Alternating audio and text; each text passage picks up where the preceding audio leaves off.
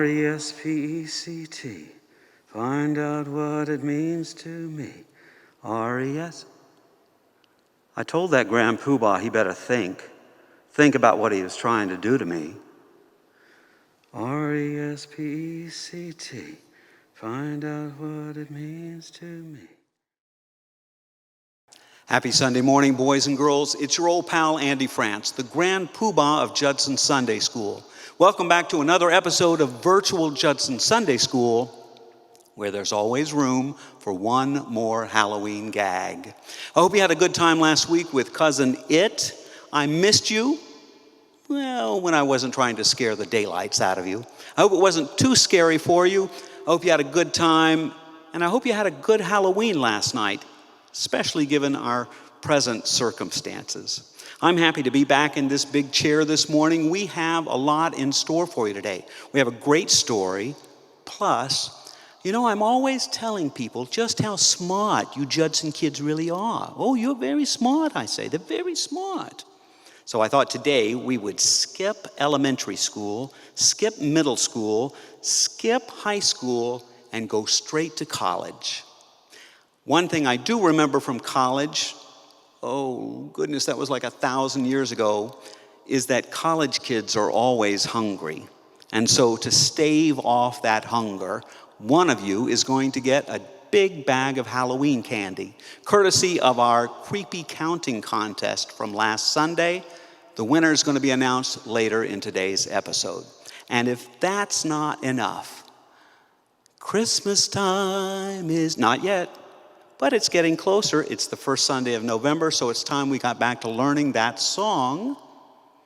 But first, I have heard, and I could be wrong about this, but I have heard there is something, it's just a little something happening this week called a presidential election, which got me to wondering, what would you do if you were elected president of the United States?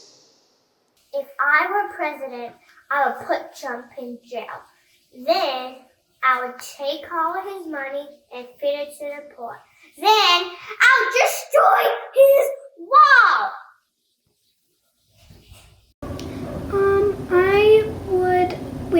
I would stop climate change. I would stop racism, and I would stop all the animals from dying. Thank you. If I were president, I would make sure everyone is safe and has the needs to survive. If I were president, I would take down the wall in between Mexico and the United States and make everybody know that Black Lives Matter. If I were president, I would make it harder to buy guns and other weapons.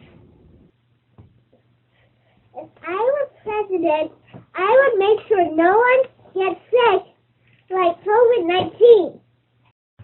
Hello. If I were the president of the United States of America, this would be my vice president right here, I would do stuff that is really fun, you know, like do stuff to the current president, like build a wall around him or exile him to Mexico, because he loves Mexico, and he also really loves the Mexican people. Another thing I would do is ban homework, because, I mean, a town in Sweden can do it, so can I. If I were president, I would make sure that everyone would be treated equally, that everyone had good health care and good education and jobs, and also make sure that everyone had enough food and clean water. I would make sure that the animals were protected and the environment too. Okay, so if I were president, I would outlaw the deforestation, cutting down trees and forests, and I'd also say you can't hunt for animals purely for the sport of it. You need to have like a reason, like you really need some food.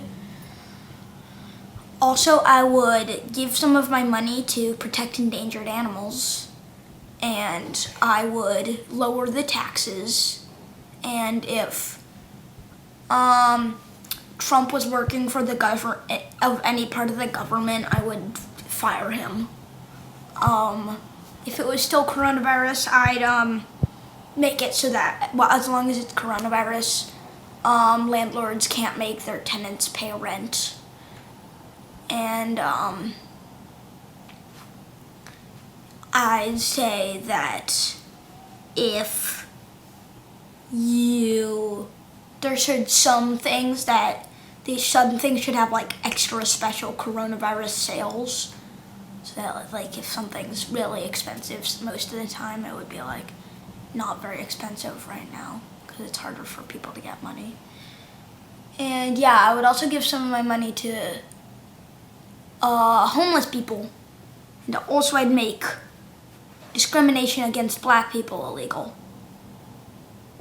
And I'd also make sure that political parties, I'm not sure if people would like really want this, but I'd try to say that political parties had a moon bounce. Wouldn't that be more fun for the kids? Also, yeah, I would also try to make it a law that every single house needs to come equipped with a laser tag set. It probably wouldn't work, but why not? Okay, so, yep, that's what I would do if I was president. I don't want to be president. Why not? Because I think it's too hard. Thank you so much for those videos. Una, Phaedra, Theo, Owen, Sebastian, Cyrus, who am I missing? Ajani, Joali, Esfahan, Charlotte, and Madeline. You're absolutely right. The presidency is very, very hard. I don't think I would want to be president myself either. But I thought you guys had some great ideas, and I would vote for any of you in a heartbeat. Although banning homework and free laser tag, now that sounds like a winning presidential race right there. Who knows? Maybe one of you will grow up to become president one day. So let's talk about the presidency this morning. What do we think makes for a good presidential candidate?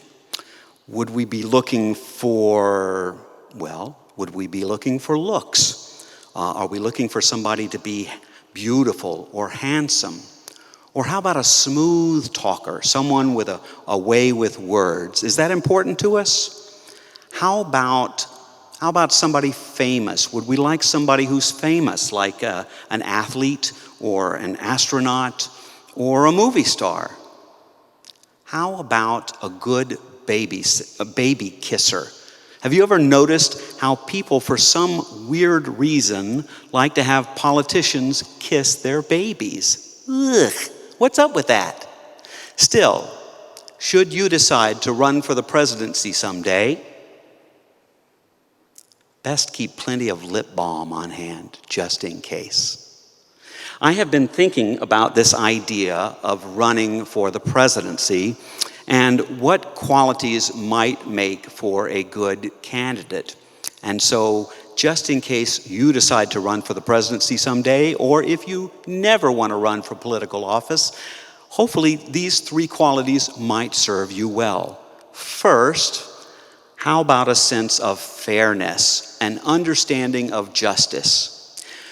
Do you remember a few episodes back when we staged that Grand Poobah Grand Prix, a one-lap race around the track in which I gave myself a half a lap head start? Do you remember how that felt? It sounded something like this. And they're off, and it's over. Woo! We were talking about fairness that day. We were talking about privilege that day, the special advantage given to someone over someone else. And what we said, I remember we said that what people really want more than anything is a sense of fairness, a sense of justice about things. There is so much privilege in politics. It's special benefits given to special people. And so again, whether you ever decide to run for political office or not, here's hoping we grow up as workers who believe in fairness, as workers, fighters for a sense of justice for all. How about a second quality? The second thing I would bring to you, well, let me see. How about this? Friends, Romans, countrymen, lend me your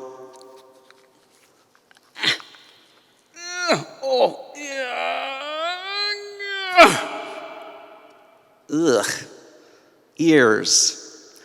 Using this leftover severed ear from last week to illustrate the point of becoming a good listener. Remember, a president, like all politicians, theoretically works for you and works for me. They work for the people. And what's more important than listening to what the people have to say? One quality I think that comes with being a good listener is a word we have used many times before, and I'm sure you remember it. It's the word empathy. Do you remember what empathy means? Empathy is the ability to recognize and understand and share in the feelings of others, particularly their pain. Empathy, now not sympathy. Sympathy is just feeling sorry for someone.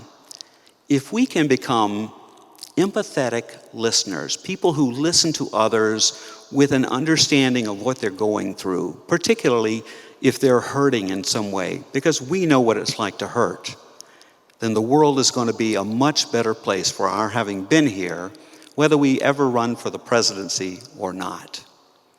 Finally, our word of the day, a word that you may or may not be familiar with.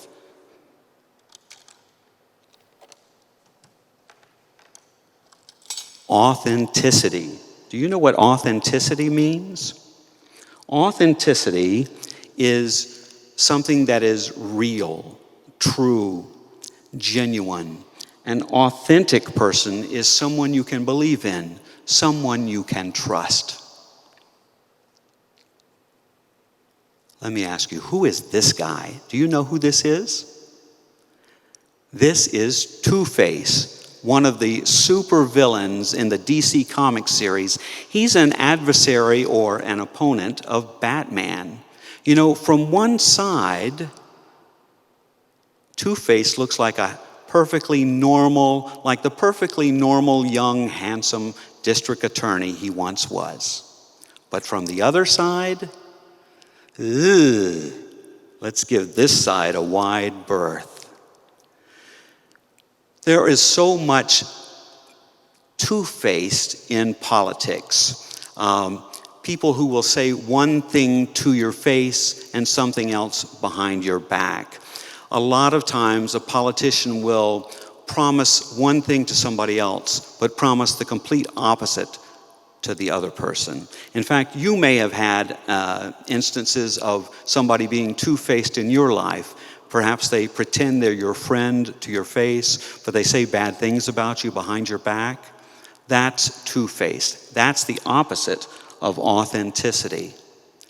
Again, whether we ever decide to run for political office, the presidency, or whatever, here's hoping that we grow up to be authentic people. People who are true, real, genuine, people other people can trust and believe in.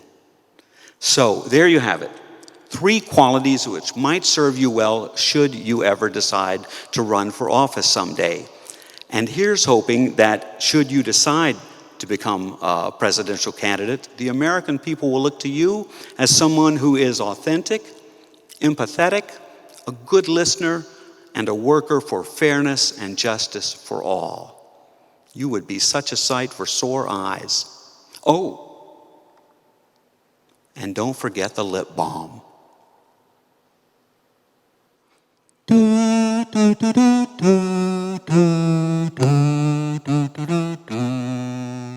Welcome back, kids, and welcome to Judson University.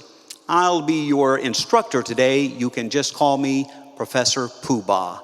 Today's class will include presidential politics, a little geography, and a little math.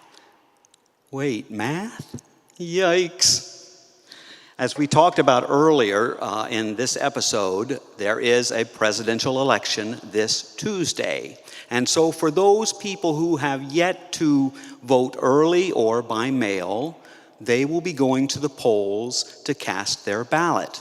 Although technically, they will not actually be voting for a president. Wait, what? No. Instead, what they are doing is they will be telling their state representatives who they should vote for in the presidential election. This is what's known as the Electoral College.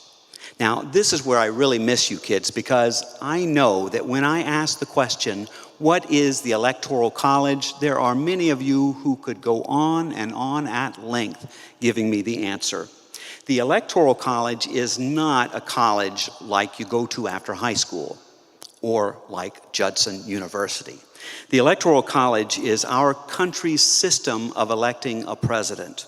When people vote in presidential elections, what they are actually doing is telling their state representatives who they'd like to become president.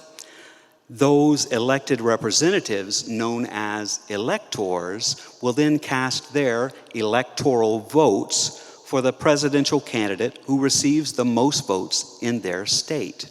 Now, every state has a certain amount of electoral votes, depending on the number of senators they have and the number of representatives they have. Every state gets 2 senators. But the number of representatives depends on how large the population, the number of people in a state might be. For example, let's look at California right here.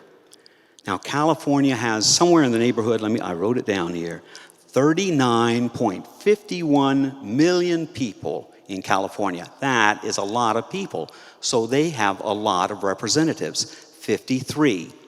53 representatives plus 2 senators equals 53 plus 2, add 3 and 2 is 5, and carry the 5 down. 55 electoral votes. So California will get to vote, they will have 55 electoral votes in this coming election. Let's take another state. How about a state like Wyoming? Wyoming, when you look at Wyoming, it looks big geographically, but there are only just a little over 500,000 people living in the state of Wyoming, which means they only get 1 representative. 1 representative plus 2 senators equals 1 plus 2, even I can do that, is 3. So Wyoming will have 3 electoral votes in this presidential election. We New Yorkers, all the way over here, we're a big state with a lot of folks, so we get 29 electoral votes this Tuesday. Now, in a presidential election, the candidate who receives the most electoral votes wins. Currently, there are, let me look over this way. Currently, if you look here, there are 538 total electors in the United States. Here's where we're going to do a little math. 538 divided by 2 equals 269. All right? 269 and 269, which means if you add just 1 more electoral vote,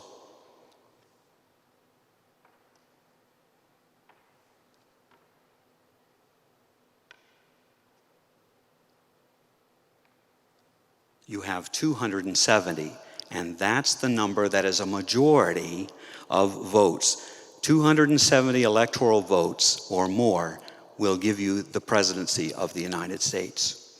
Now, we could talk on and on and on about the Electoral College, how it came to be.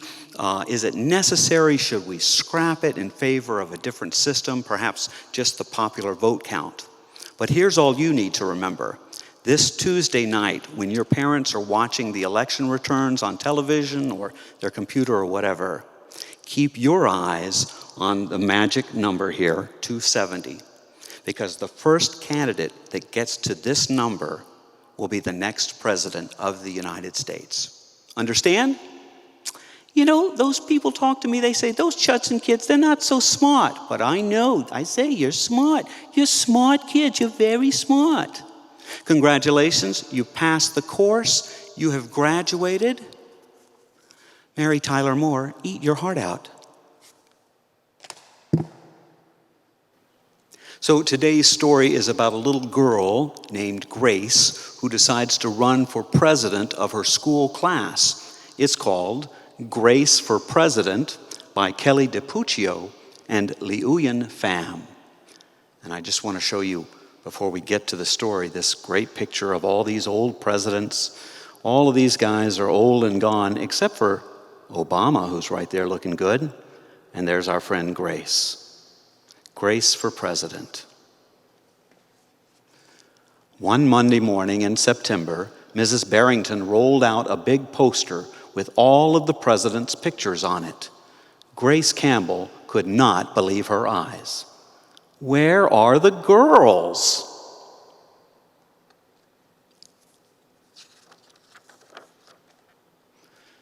That is a very good question, said Mrs. Barrington. The truth is, our country has never had a woman president. No girl president? Ever? Grace asked. No, I'm afraid not, said Mrs. Barrington. Grace sat at her desk and stewed. No girls?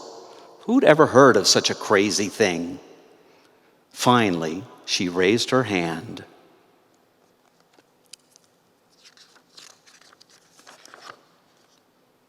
Yes, Grace?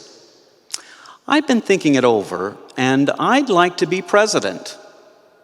Several students in the class laughed. Well, I think that's a star-spangled idea, Grace, said Mrs. Barrington. In fact, we can have our own election right here at Woodrow Wilson Elementary. The snickering in the room stopped. Grace smiled. Would anyone else like to run for president? Mrs. Barrington asked the class. Nobody raised their hand. Becoming president was going to be easy, Grace thought.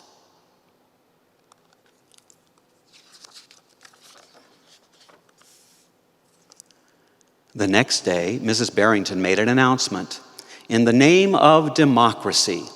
And by the way, kids, democracy is a word that means a government of the people, ruled by the people, as opposed to, say, a king or a queen or that kind of thing. In the name of democracy, I've invited Mr. Waller's class to join our election. Their class has nominated Thomas Cobb to be their presidential candidate. Grace's heart sank. Thomas was the school spelling bee champion. His experiments always took a blue ribbon at the science fair, and he was captain of the soccer team. Becoming president wasn't going to be so easy after all, Grace thought.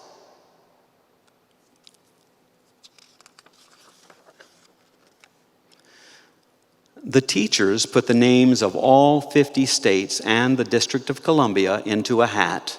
Everyone except for Grace and Thomas got to choose a state. I'm Texas, said Anthony. I'm New Hampshire, said Rose. I'm Michigan, said Robbie. What does the number 16 mean? Each state is assigned a number of electoral votes. That number is determined by how many people live in that state, said Mrs. Barrington. Each of you will be a representative for your state. Altogether, our country has 538 electoral votes, Mr. Waller explained. On election day, the candidate who receives 270 electoral votes or more wins the election. Why 270? Asked Rose. Well, that's more than half of all the electoral votes, Mr. Waller said. Becoming president really wasn't going to be so easy, Grace thought.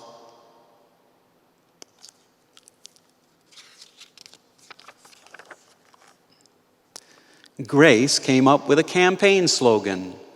Make history, vote Grace Campbell for president. Thomas came up with his own campaign slogan. Vote for Thomas Cobb, the best man for the job. Grace listened to what issues were important to the students, and she made a list of campaign promises. A peaceful school, no bullies. A cleaner school, no littering. Better hot lunches, no more fish stick tacos. Thomas made up his own list of promises. Free tutoring, free soccer lessons, fish stick tacos every week. Grace made campaign posters and buttons. Thomas made posters and buttons too. And we have a lot of their posters up here. Let me just read a few before I get back to the text. Grace, the girl for the job. Grace for president.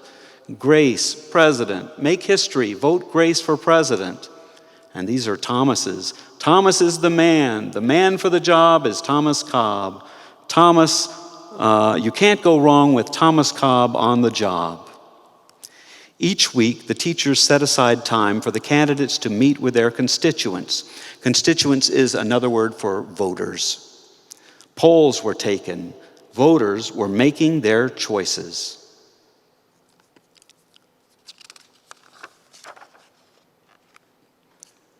Grace continued to campaign. At recess, she gave speeches. During lunch, she handed out free cupcakes. After school, she held rallies. There's some speeches from the top of the monkey bars. Here she's giving out free cupcakes. Hey, how come none of you came up with free cupcakes for the Grand Poobah? You'd get my vote that way, that's for sure. Meanwhile, Thomas wasn't worried. He had cleverly calculated that the boys held slightly more electoral votes than the girls. At recess, Thomas studied his spelling words. During lunch, he worked on his latest science experiment. And after school, he played soccer.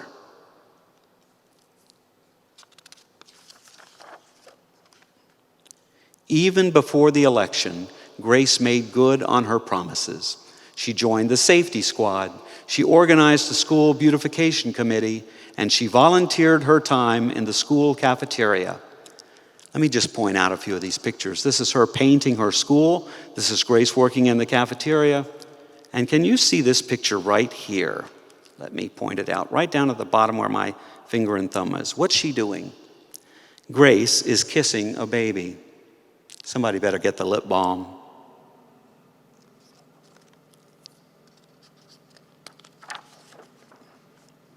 In early November, Woodrow Wilson Elementary hosted a special Election Day assembly. Grace and Thomas took their places on stage as the school band began to play. Henry was the first representative to approach the microphone. The Yellowhammer State of Alabama cast its 9 electoral votes for Thomas Cobb. Fletcher said, the last frontier state of Alaska cast its 3 electoral votes for the best man for the job, Thomas Cobb. Hannah called out, the Grand Canyon state of Arizona cast the 11 electoral votes for Grace Campbell. And so it went. State after state after state cast their electoral votes. The scoreboard in the gymnasium kept track of all the totals. The voting demonstration was quickly coming to an end. Clara approached the podium. The Badger State of Wisconsin cast its 10 votes for my best friend, Grace Campbell. Grace looked at the scoreboard. Thomas had 268 electoral votes. She had 267. There was only one state still unaccounted for, Wyoming. Do you remember how many electoral votes Wyoming gets? Thomas grinned. Grace felt sick. Sam walked up to the microphone. He looked at Thomas. He looked at Grace. He looked down at Grace's handmade flag. Sam didn't say a word. What are you waiting for? Thomas whispered. The band stopped playing. All eyes were on Wyoming. Finally, Sam cleared his throat. The equality state of Wyoming cast its 3 electoral votes for Grace Campbell. The gymnasium erupted in loud cheers and a few boos. Mrs. Barrington approached the podium. With 270 electoral votes, the winner is Grace Campbell. Thomas looked stunned. Grace hugged Sam. "Why did you do it?" she asked. Sam handed Grace his flag. "Because," he said, "I thought you were the best person for the job."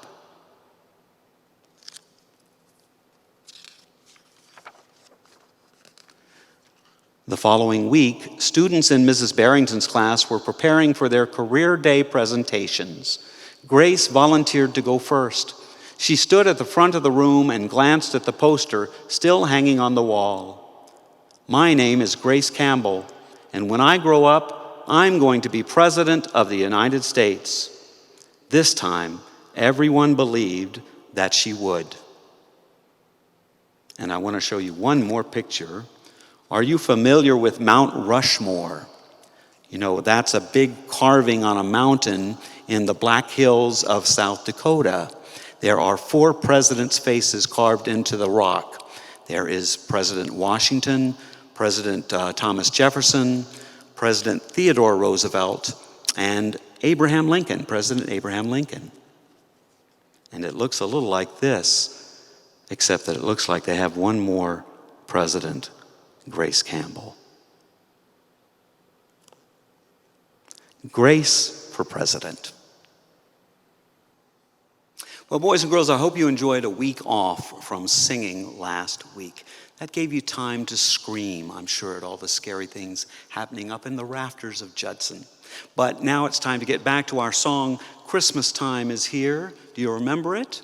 If you have a moment, hopefully you've already got your picture lyrics in front of you. For those of you who don't need pictures, get your words. I think I will just sing it through, and you can follow along. And then on your own, if you want to practice along with it, you can take it at a little slower pace. I won't go too fast today. And when we get to that instrumental break, I think I'll just keep going. Is that okay with you? Let's do it. Christmas time is here. Pa-pa-da-pa-pa. How about that? Does that sound like a good note to start on? Here we go. 1, 2, 3. Christmas time is here. Happiness and cheer. Fun for all that children call, turn the page, their favorite time of year. Snowflakes in the air, carols everywhere, olden times and ancient rhymes of love and dreams to share. Sleigh bells in the air, beauty everywhere. Yuletide by the fireside, turn the page, and joyful memories there. Christmas time is here, we'll be drawing near. Oh, that we could always see, turn the page, such spirit through the year. Then we come right back to that bridge sound, right here. Sleigh bells in the air, beauty everywhere. Turn the page, and of course they're sticking. Here we go. Yuletide by the fireside, and joyful memories there. Christmas time is here, we'll be drawing near. Oh, that we could always see such spirit through the year. Thank you so much. So, before we get to our closing goodbyes and thank yous, there's a little matter of a creepy counting contest winner to announce. Thank you so much for sending in your guesses as to the total number of bats and rats and mice and spiders and worms and eyeballs and severed fingers and severed ears. So gross. The actual number of all of that mess in that bowl was 83. With her guess of 65, the winner of the contest is Esfahan. Congratulations, Esfahan. You're the winner. A big bag of candy will be in the mail to you very soon. And with that, we've done it again, boys and girls. We've somehow managed to get through another episode of Virtual Judson Sunday School. As always, I want to thank Andre and Goff for all of their help in putting this episode together. I want to thank you for spending a little time with me today as well. I also want to wish us good luck this Tuesday in the presidential election. I hope you learned a little something about it today. And so until next time, have a great week. Stay safe. Keep a little place for Judson in your heart. And I'll see you next time on Virtual Judson Sunday School. Goodbye.